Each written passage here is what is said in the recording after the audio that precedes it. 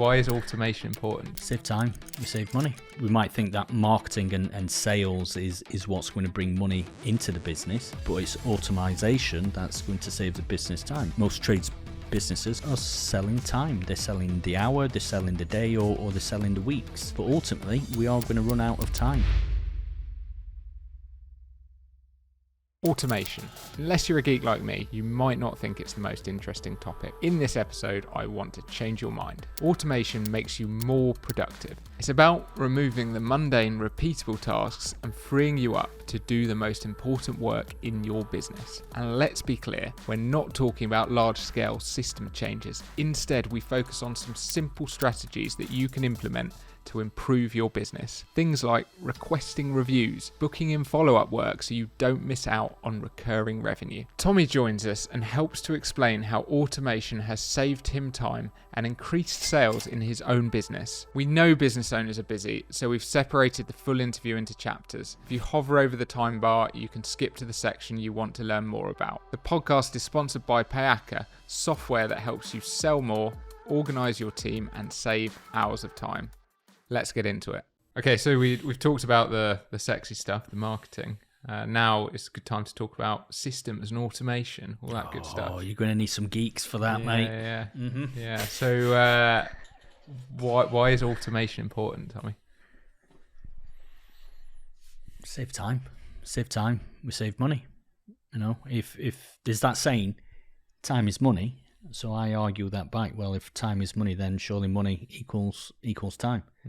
So, we might think that marketing and sales is what's going to bring money into the business, but it's automation that's going to save the business time. Because let's be honest, most trades businesses who this podcast is for, most of them are selling time. They're selling the hour, they're selling the day, or they're selling the week's worth of work.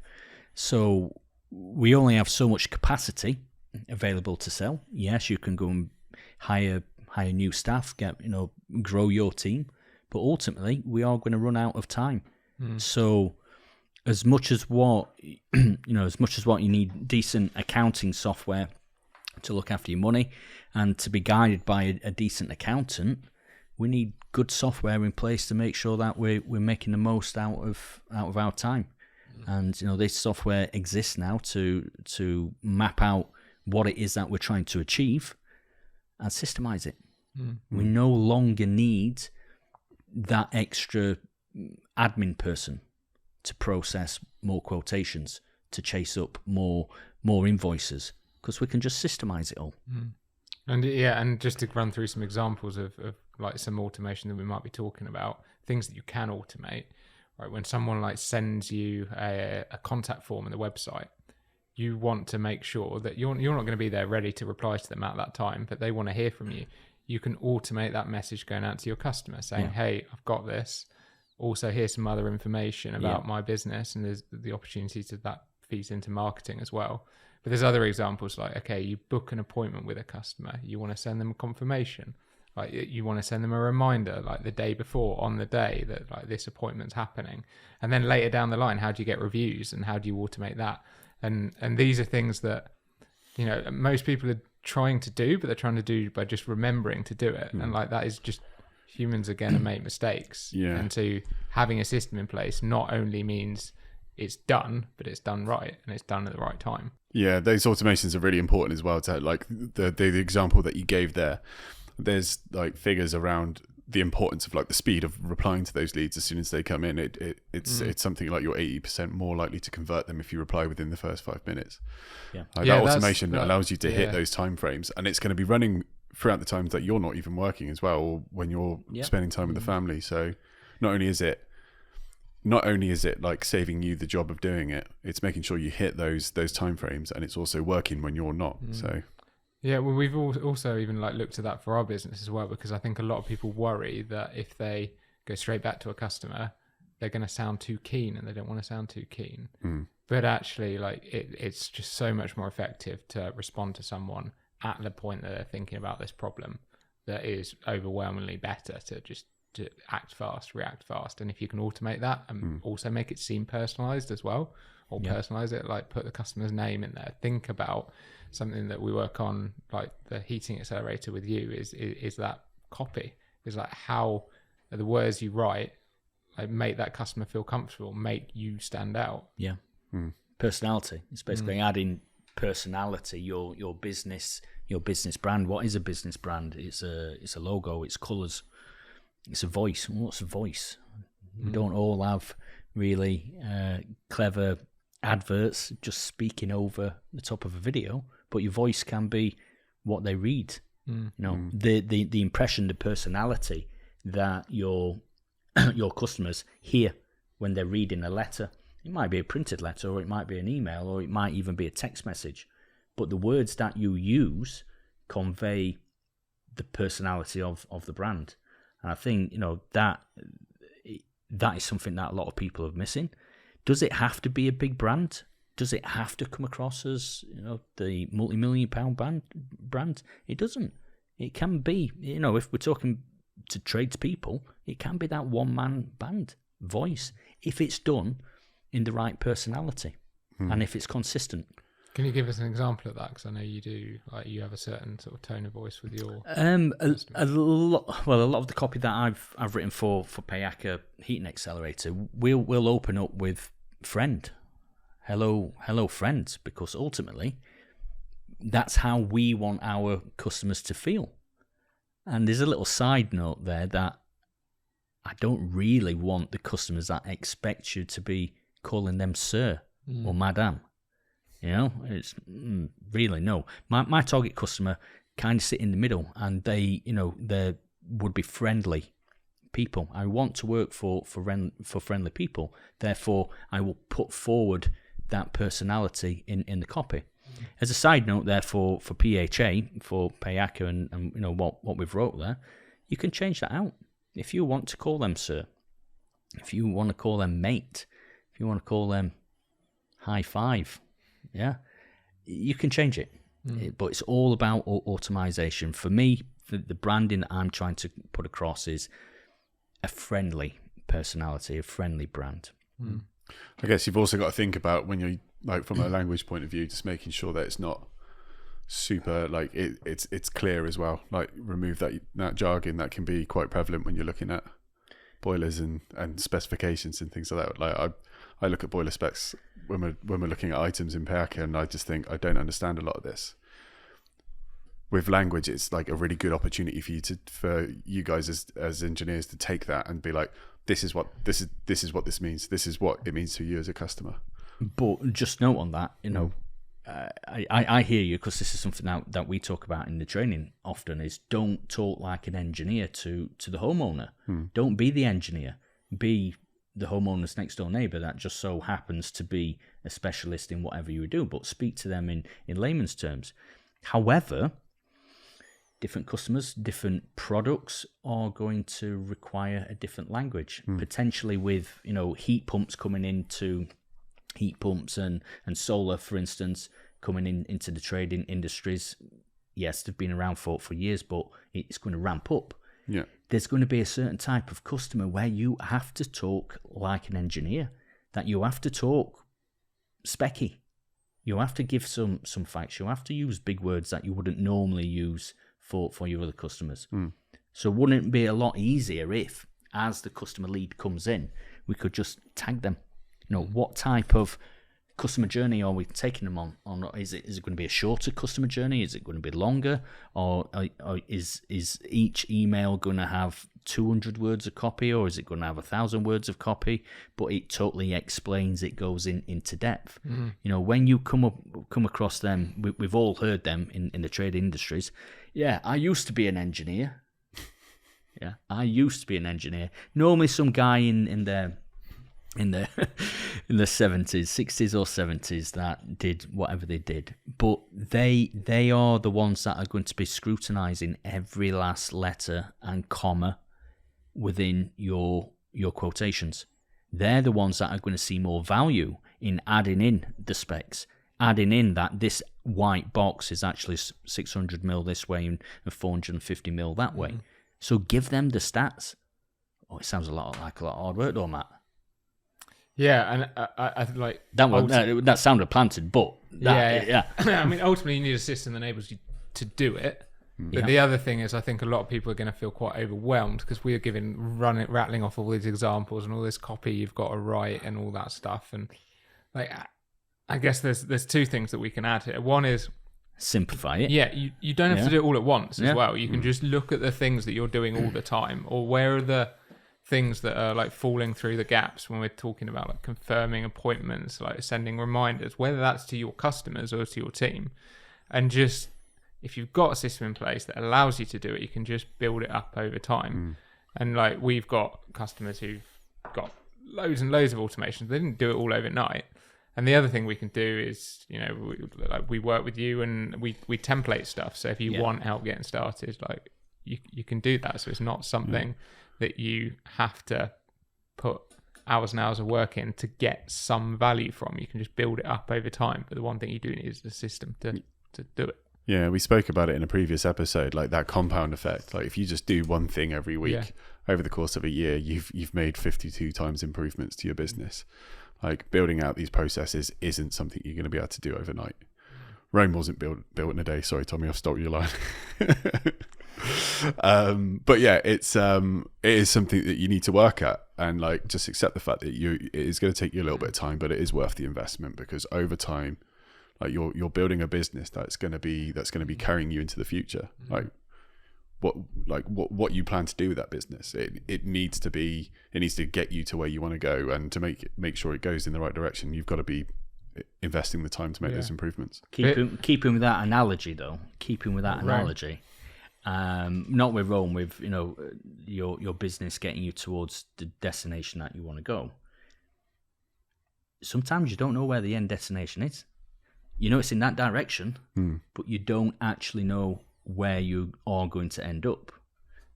Therefore, we need something that's going to be adaptable, that's going to allow us to twist and change and, you know, move up a gear if we need to, sticking with the analogies there. So, you know, when I'm trying to explain to people what a CRM is, it starts with customer, you know, customer relationship management. It starts with customer. We need to understand what it is that we're trying to systemize and the reason why we're trying to systemize. And ultimately, it starts with customer. And you need to start with there. You need to stop thinking about, does this software have this form attached to this? Does it allow me to track people's time? Does it enable the customer to see where the engineer is en route? Yeah, these are all nice, but they're asking it from the engineer's perspective. They're not asking the question of what that software was actually built for to start with. And that's to improve customer service. Yeah, and I guess it's the most important thing here is the way that you can build that up over time. It's just, you can do one little thing now that will keep adding value to your business. And then the only other thing that we've talked about in another episode is there is value beyond the value of it saving you time. It's the fact that you're then building up an asset, your business, that can run without needing you to do everything. And that means that at some point, most people will want to move on from the business, whether that's because they want to retire or they want to do something different. Get into property. Yeah, you may not even know that you want to do it, and you may never want to do it, but it gives you that option. It puts the option on the table. Like, do you want to be doing all these little jobs, all this little admin for the rest of your life, or even just employing someone to do that for you? It's like, well, you're just losing time and money to something that you could easily automate. So that's obviously a really good point. But from our audience's point of view, there's going to be people listening that are maybe not quite so tech savvy as a lot of our users are. For that group of people, like, how would you approach them? Like, what do you say to them? A pen. Not sponsored by any boiler manufacturer, by the way. A pen and paper. Start with what is simple. You know, we've got to think back to before CRMs came about. You know, many industries have been using CRM for years, but it's only really become popular in the trade industries for the last 4 or 5 years. But what were trade businesses doing before CRMs came along? It's not that we didn't have plumbers 10 years ago. We didn't have Sparkies 10 years ago. They existed, but they were running their businesses on systems that did not require software. Now, obviously, we're encouraging them. Look, this software does exist now. You should start using it, and here are the benefits why we should use it. But to get you starting them, it all starts with a pen and paper. Simple systems. It's thinking about what are the 10 things that I spend the most time in my business doing. Right. This is what the problem is. What is the answer? Is there an answer? If you don't know the answer, maybe a little bit of research on YouTube and you'll find an answer. Maybe you'll find a piece of software that's actually telling you what it is, what your problem is. In our training, we often talk about the van checklist. Very, very simple. We didn't want an engineer to be having to think about everything that was going to happen on that job, and we wanted to pass a bit of responsibility onto the apprentices. So there you go, lads. Van checklist. Before the van leaves today, you are confirming, Bobby, okay? Bobby has to confirm that we've got all the stuff ready for the day, okay? Simple stuff. Yeah. Okay, there's a problem. Here's the answer, okay? Now can we put it into the system? Can we put it into the system to make it faster, to make it more efficient, to make sure that you don't get to that job and Bobby forgot to pick out the 45-degree flu elbow and therefore losing you time, because it's not just Bobby that's got to stop the time, it's the engineer that's got to stop the time to go to the merchants to pick up the flu elbow. Yeah.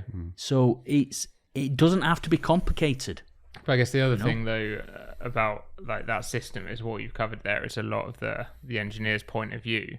But another necessity, another reason why you need to, join the century and like have software to run your business is because customers' expectations are that they can buy stuff online and it's very easy and they can click on what they want and they can sign it and they can pay and all that stuff. And if you're presenting them with a handwritten quote, that is putting up a barrier to them like going and giving you work, because it's harder. It's not how they want to buy. Oh yeah. It's not, so a system does more than just deliver what you need internally for your business. It delivers a bunch of value to your customer, which means they're more likely to choose you, they're more likely to come back to you, they're more likely to pay you more.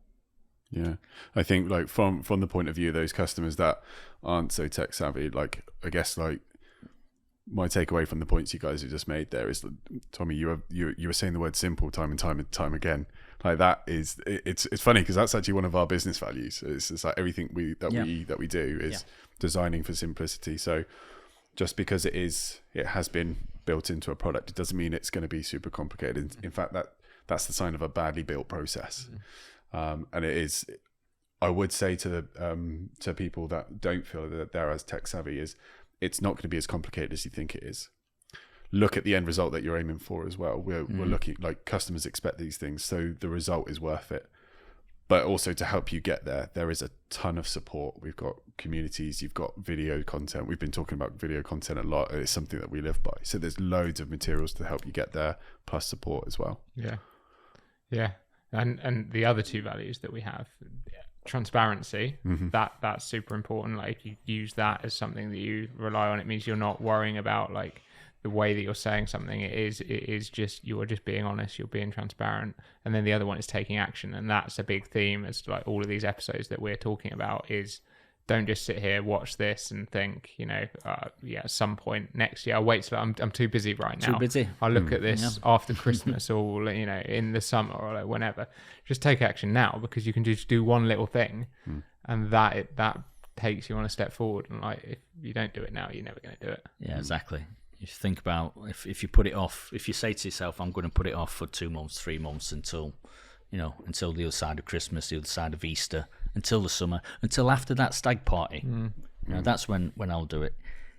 Well, the thing is, it'll probably get pushed back again. And then a podcast like this will pop up again in 6 months' time, and it'll kind of remind you that, bugger, I said that I was going to do that, but now you're 6 months behind. Yeah. And all the competition, everybody's moving on to it.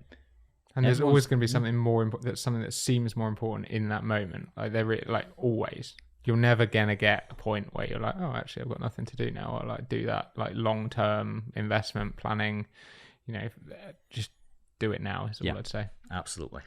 So we listed a few automations at the start, just examples. But Luke, looking at some of the customers that we currently work with, what are some of your sort of favorite automations where our customers have taken that blank canvas that we've given them on top of the templated ones and created their own? Yeah, I mean, two immediately come to mind. The first one was the reviews, requesting reviews. So I think it was probably John Boswell that I think came up with that one. It was so once the service had been completely provided and invoice paid, it's then automating that email to collect those Google reviews, collect those Trustpilot reviews. So that obviously continues to build their brand. And just to give some detail on that before you do the second one there, the Google one, what he was doing was like, because you need to have a Google account to leave a Google review. So as part of the automation, he was identifying a condition that the customer had an email address that had like a Gmail email address. And then that was automatically messaged to that customer asking them for a Google one. Yeah. Whereas if it was if they didn't have a Google address, then he would send a message asking for a Trustpilot review. And that within our system, you put in there the BCC like Trustpilot address, which then Trustpilot then reach out to that customer, and he had like all this set up. So so that automatically collects like verified reviews from Trustpilot, which is a big thing. And then the second one, this is a little bit of a cheat, I guess, but it was Ryan Andrews who set up the automated response on his social accounts. When a lead messaged them with a response, he would have an automated message that flashed up with a link to his lead form. That lead drops them straight into Packer, and then that triggers all of the other automations you've got as a result of the heating community. So that's I really like that one. Yes. So yeah, those are my two favorites. And Tommy, like you've created some as part of the Packer Heating Accelerator to cover the whole customer journey for installations, for services. 5,000 words so far. With all the marketing copy and sales copy, follow-up copy, whatever you like. About 100 images as well so far. That was just 2.0. Yeah, absolutely. 5,000 words. But what is that 5,000 words? It's increasing. It's inflation for you. What about you? Do you have any favourite automations that you've got? Thanks for payment. I mean, obviously, in them 5,000 words, there was a lot more words that went with thanks for payment. But as an automation, once they've come in that customer journey, they've had fantastic customer service all the way along. Your customer knew exactly what was happening every single step of the process. Yeah. And then thank you for payment, because that's when money's hitting the bank. So that one is such a necessity that's just built into Pack. You don't even have to set that up. That will happen anyway. So always thinking. I mean, some others we've seen people set up follow-ups on quotes. So you've sent a quote out. When you've triggered that, that's saying checking the customer's got all the information they need.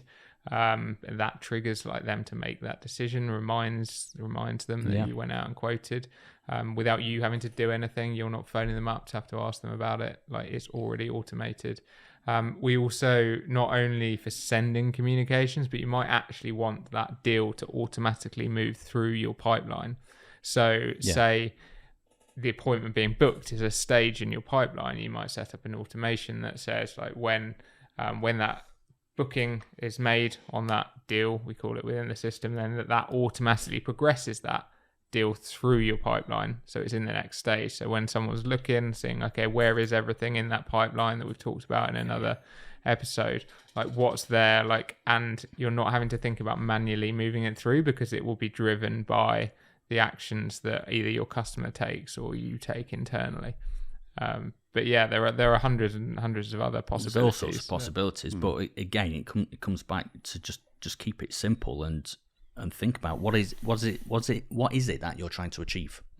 Simplify it, pen and paper, and think, right, and this is a customer journey. And it's been common, if you go onto any social media group, onto any Facebook group, and you ask a bunch of tradesmen who delivers great customer service, they're all going to say yes. If they say no, they're having a little joke, aren't they? They're trying to get a tap on the back from the mates. Oh no, my customer service is rubbish. But they're all generally going to put their hands up and say, right, yeah, I deliver great customer service. All right then. So what is it that you do to deliver great customer service? And this will be, all right, I've got boot protectors on. We put carpet protectors on. We turn up on time. We send the quote the same day or whatever it is. We do a good job. We have nice pipe work. Very, very nice, shiny pipe work. I think only engineers appreciate that. But they don't look at the other areas of their customer journey. And that's where the possibilities just become absolutely unlimited on how you will get one step up on Paul the plumber. Paul the plumber, John the electrician, Gary the kitchen fitter.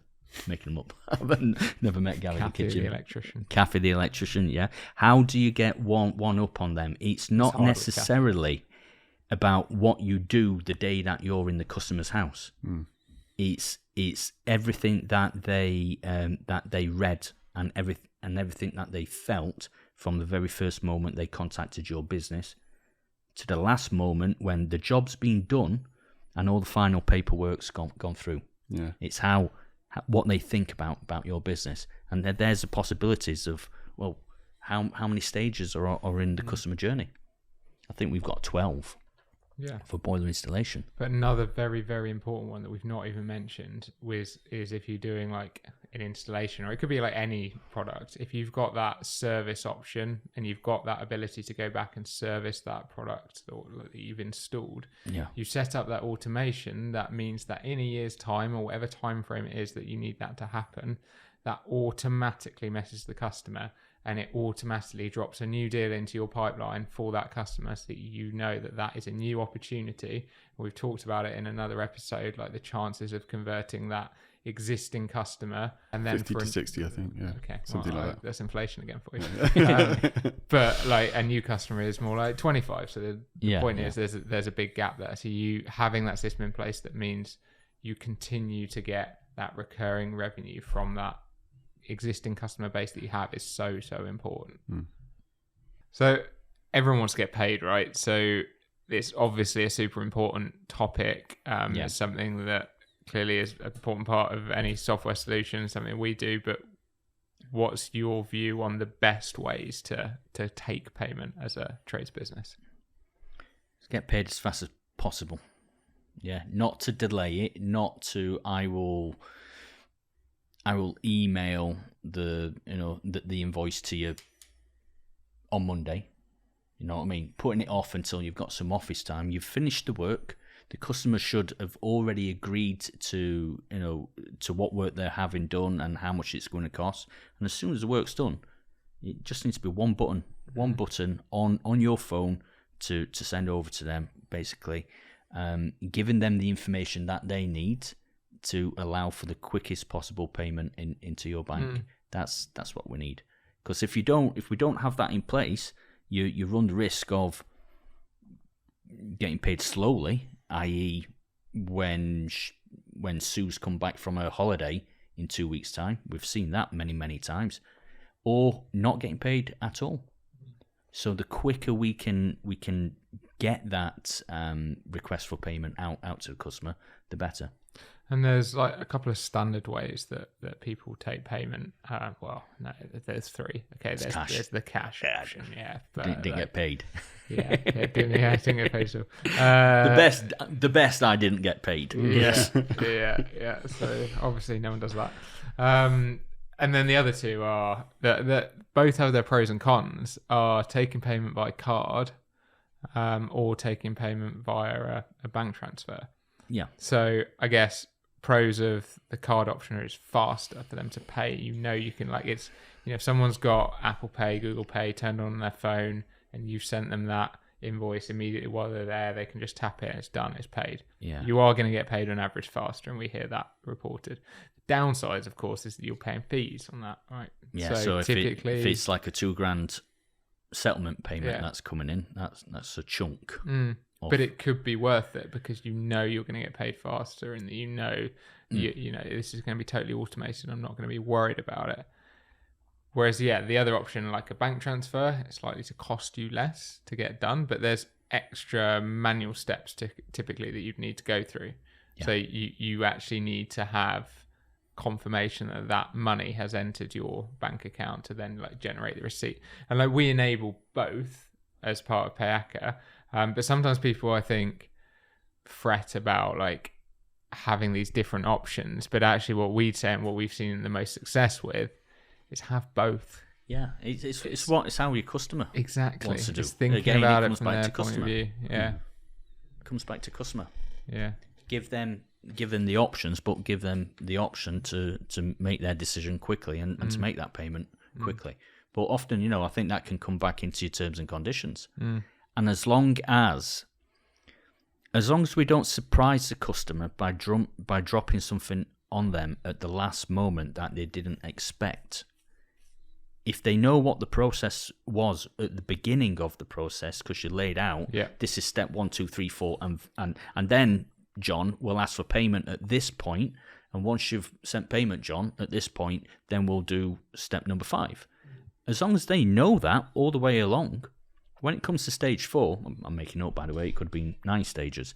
It comes to stage 4, and you make that request, John is ready and waiting with his credit card or his laptop to do the bank transfer. I mean, I quite often see this because I like to hang out in like trades Facebook groups, but quite a lot of the time you do get people moaning about not getting paid, and yes, like some customers are going to be difficult, but a lot of the time there's a lot of stuff that you can do to, like, they didn't actively go into this thing, I'm not going to pay or I'm going to take a long time, but you've sort of made it easy for them to like take a long time because maybe you took a few days before you sent out the invoice, and like you didn't make it easy for them to pay the way they wanted to pay. Because you're only looking at it from your point of view, all you're doing is getting paid slower and then going onto Facebook to moan about it, and like, who's that helping? Yeah, they do tend to get in their own ways quite a bit by not speeding up the invoice process.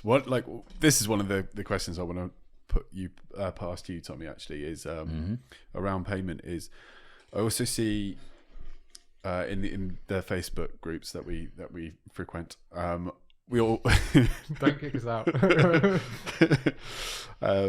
We see people moaning about customers like questioning the amounts as well. Yeah. I don't always agree with that gung ho approach of just like just bin them off and move on to the next one. I think like if a customer's questioning the payment, there's a few things that could have happened. You mentioned there about setting expectations along the way so that they understand what's going on. But I just wanted to like run that past you and get your thoughts on it. My thoughts are, I mean, if it's a pool installation, that's a pretty big job, isn't it? Do we know any pool guys? I know it's big in America. Yeah. And I'm sure Payaka will be going to America one day soon. We have a couple of customers in America. Okay, actually. so it's a pool, it's a heat pump, it's a solar installation. These are all big jobs, obviously central heating jobs, quite easily $3,000 to $4,000 in.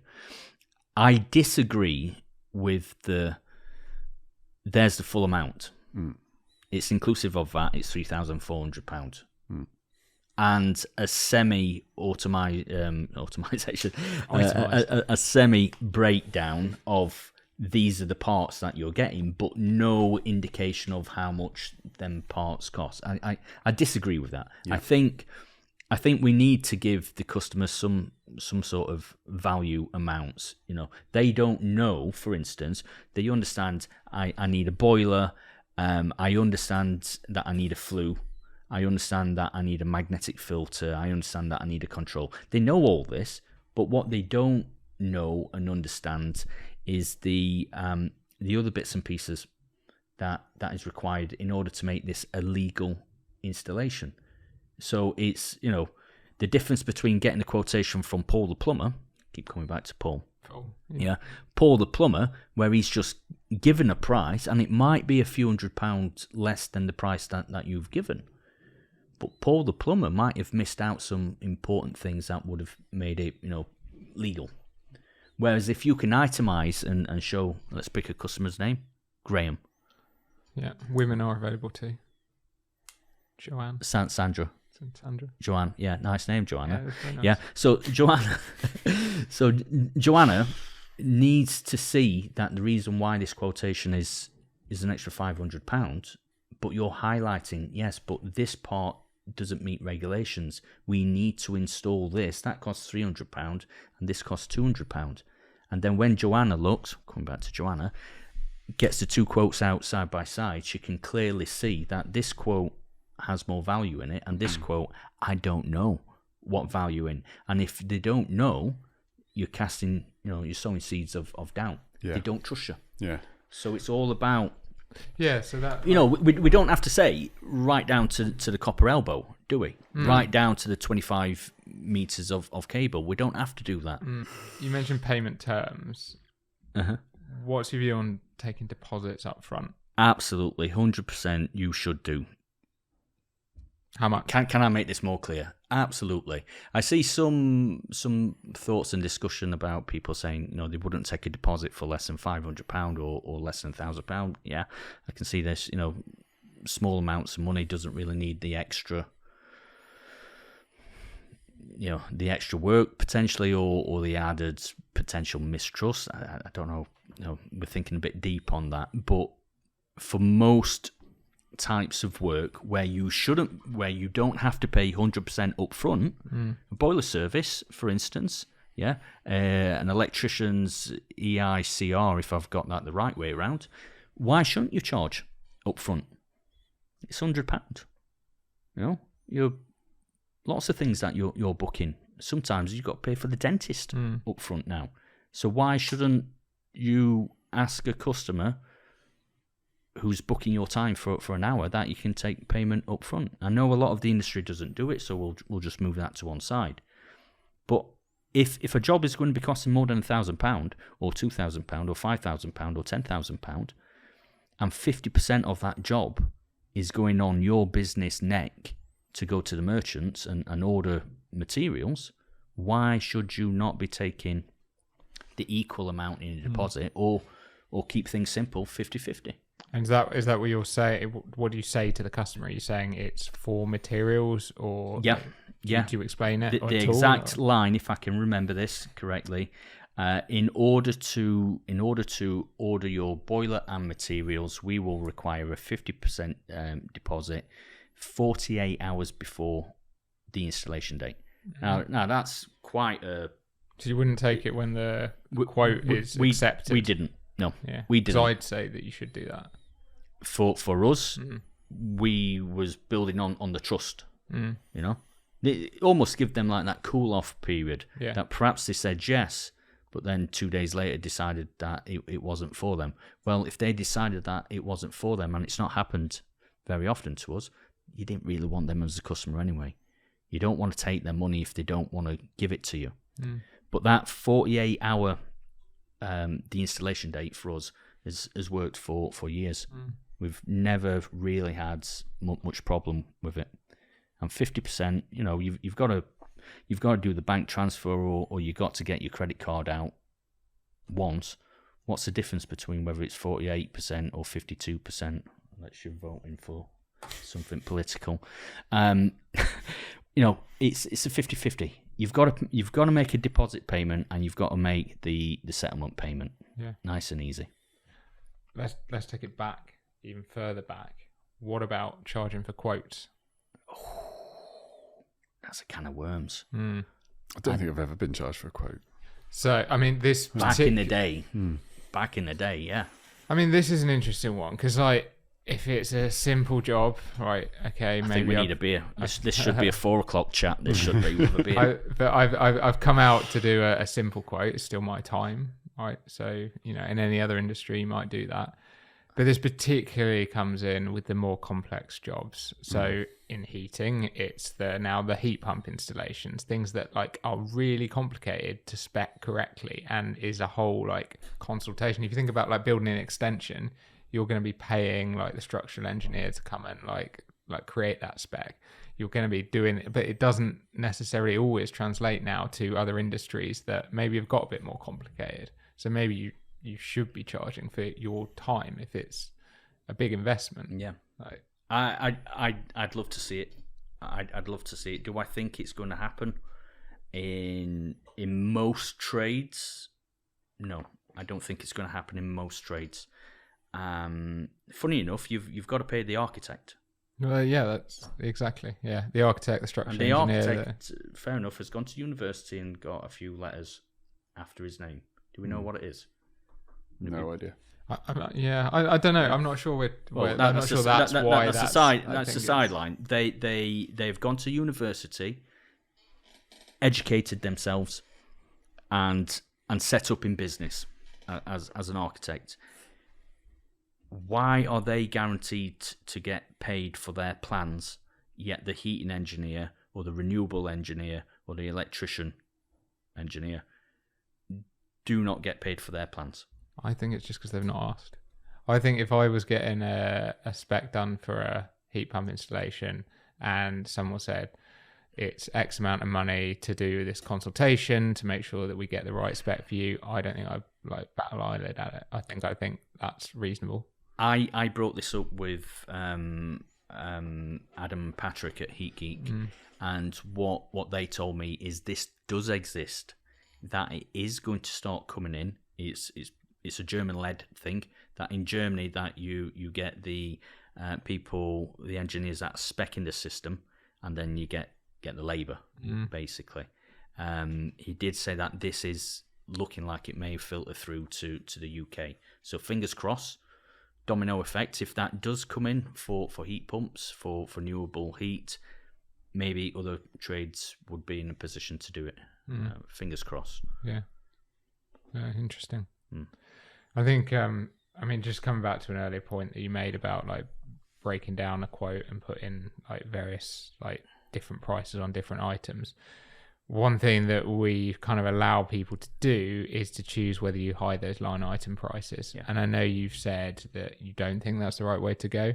And particularly it gets a bit complicated if you want to add in multiple choice or optional extras, because you are telling the customer it's going to be this amount more to add this thing on. Yeah. So you've sort of told them part of the information, and when you've sort of hidden some stuff but not hidden other stuff, I'm not sure that communicates the trust that you want to communicate. So I agree with you. I think the best way to do it is to give some level of breakdown that gives that confidence.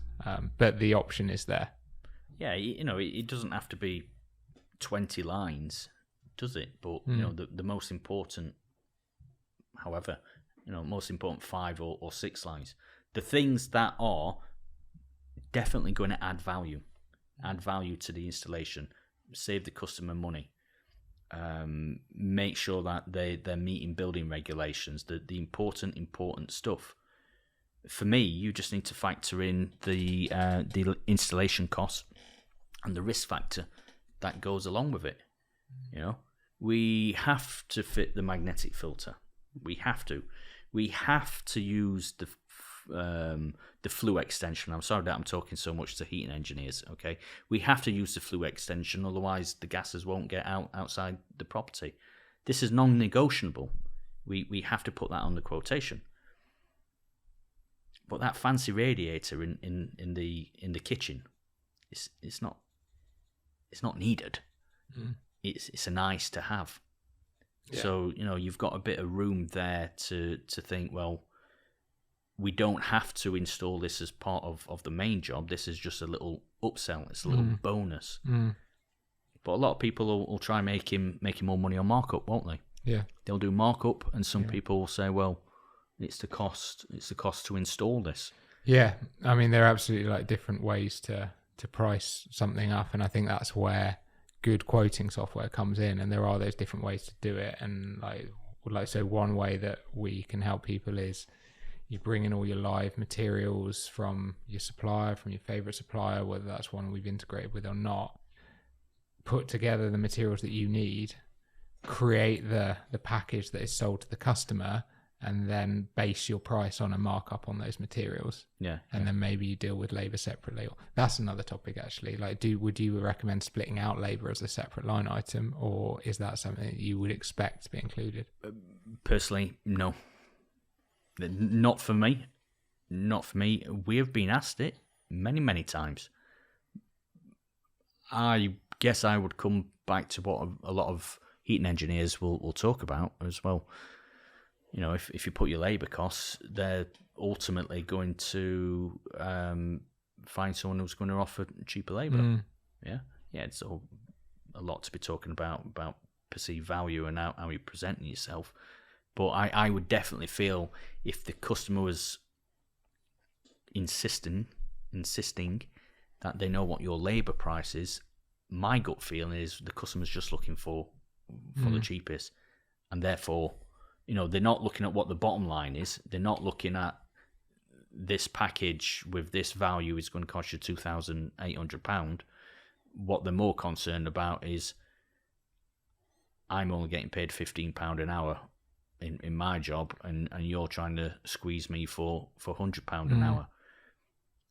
That's not the type of customer that I'd be interested in doing work for. And I actually agree with you from a customer's point of view that if I'm getting a quote that is essentially the value to me is the package of this thing installed in my house with whatever like maintenance is which required, has these parts, exactly, which has these parts which are semi-broken and then down. the parts that I care about, because I don't care about like each individual little bit, but maybe I care about the thing that you can tell me you need this magnetic filter because it's going to do this, or like you need this, or we recommend this smart thermostat because it's going to save you this amount of money over time. That fancy radiator that you want in the kitchen, well, because it's going to look nice. That's another £330. Yeah. However, upsell, downsell, we could just put in a cheap standard radiator, which is going to save you £210. Yeah.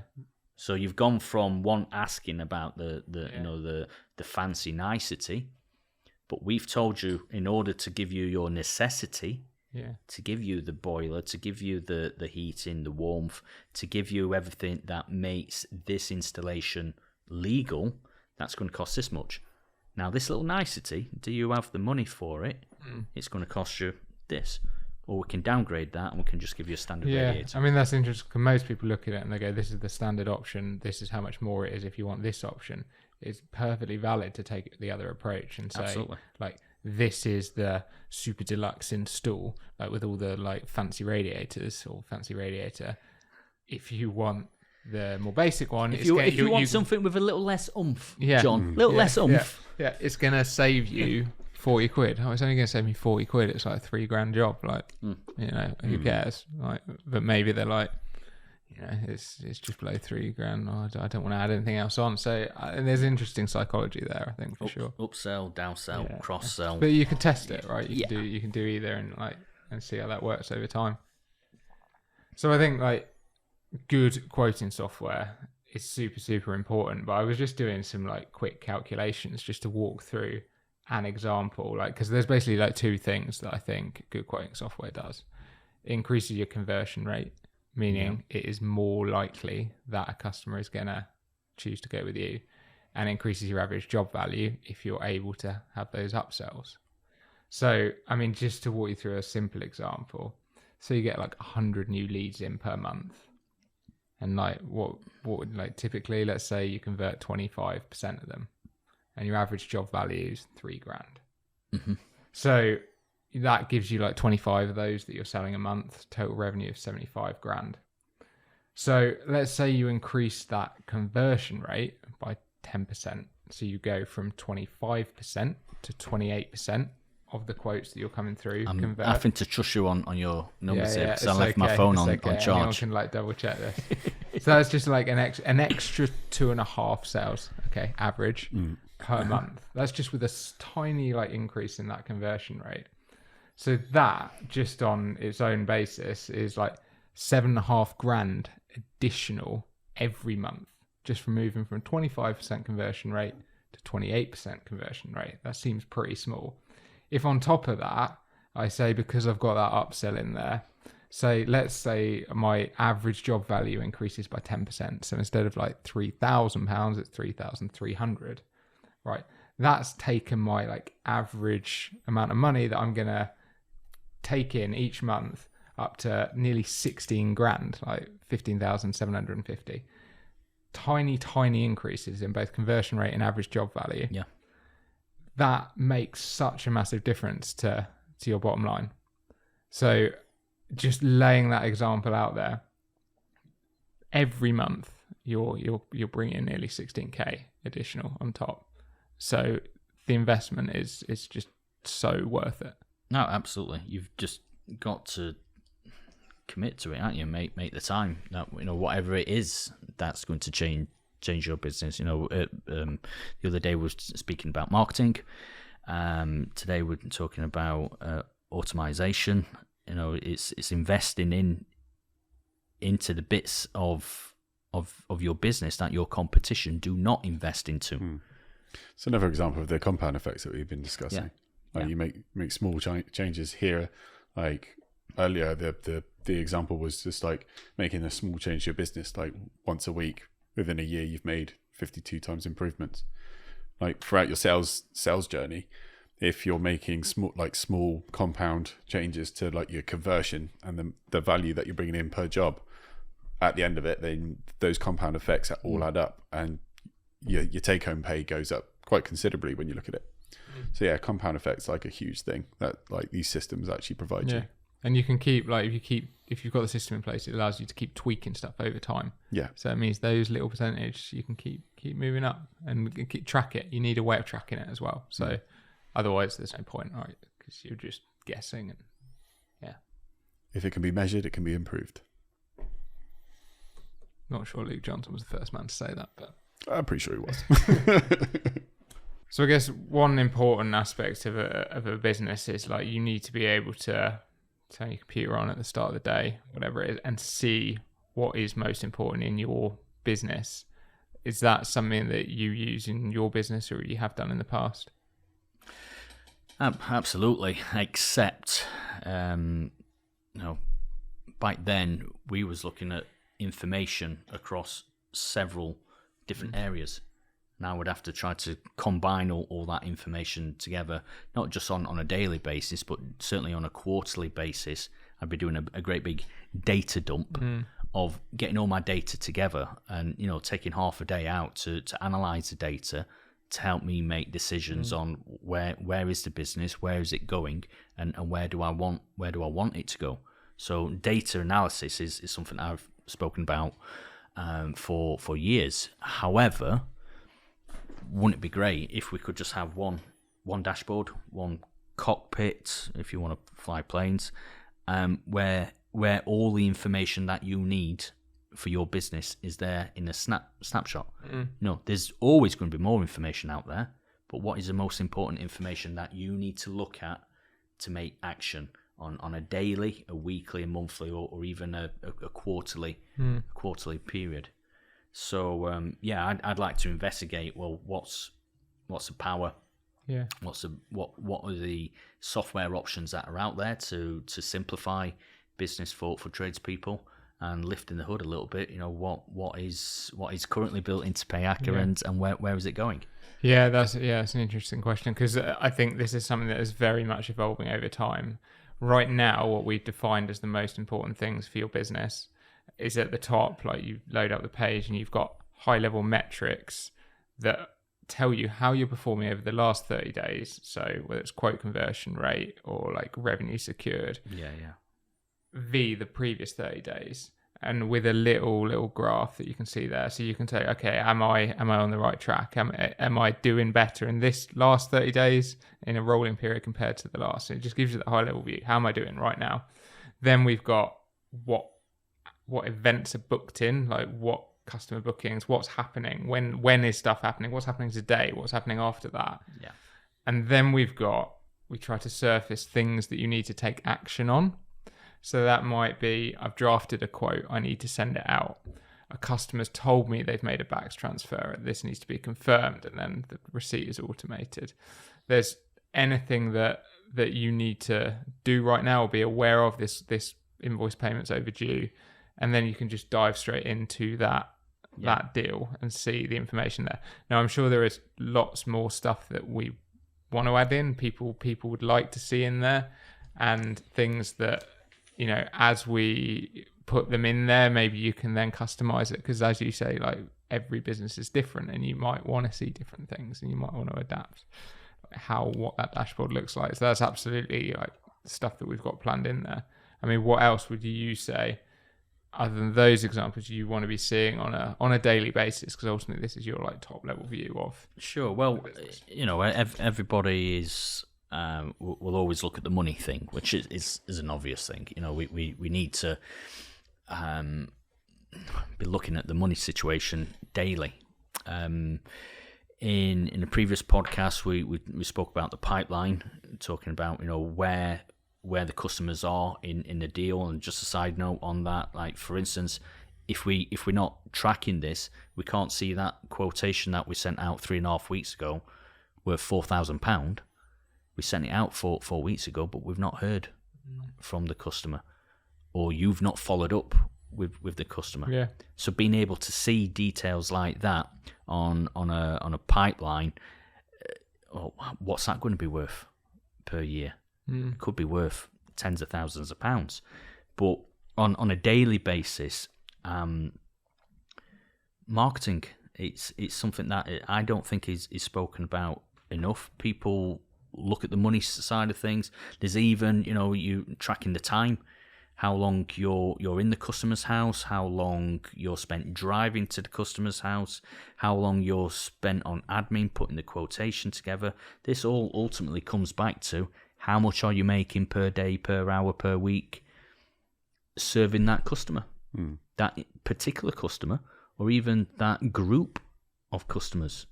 If we break down customers into A, B, C, D, who's your most profitable group of customers? I don't know. Then with the expensive car on the front, no. We need to really drill down onto splitting up the customers into different groups before we can understand who the most profitable is for our business. Now, I'm aware that in Payaka we can tag customers. You can invent the tags to say whatever you want to name them: customer A, B, C, D, blue, red, yellow, pink. So marketing certainly. What would be good going forward is being able to track your team. Because that's the other part, I think, from a business owner's point of view. I've spoke about, what is a CRM system? A CRM system is fundamentally there for customer service, but the back end of CRM is management. So for them people that are on, you're just looking after you and maybe another team member, it's a bit easier to kind of calculate this just by using your eyes. But the more that the business starts to grow, you've only got one pair of eyes. And there's a lot of work going on. So having a system in place that can actually track time, money, profitability, callbacks, simple callbacks, These are all, these are all solutions that are in lots of other industries, but not really common in the trade industries. Yeah, and I think one important thing to point out though is when you start getting into this, you can create loads and loads and loads of metrics. At some point, you're just going to be overwhelmed by all these metrics, and you need to be clear that I really believe a metric needs to be something that you can take action on. If you're not going to take action on that thing, really, why are you looking at? Maybe it's something you look at on a monthly basis just to check that this thing's okay. But the majority of the time, in a dashboard is the most important things. That's probably it's less 10 or less metrics, probably less. So this comes back to the analogy of what do I need to see? My field of view is only this big. What is the most important stuff that I need to see today? All the other information is hidden. Yeah, wherever. and maybe you do press look that at that button and it gives me all this information.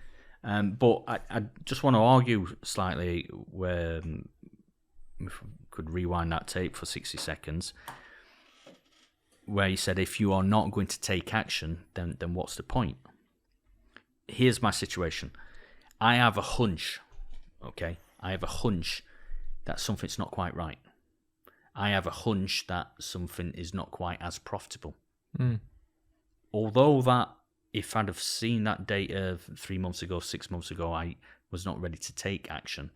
The fact that I can get access I can get access at the point that I'm ready to make the decision, or at the point that I'm wanting to investigate, because that hunch might be wrong.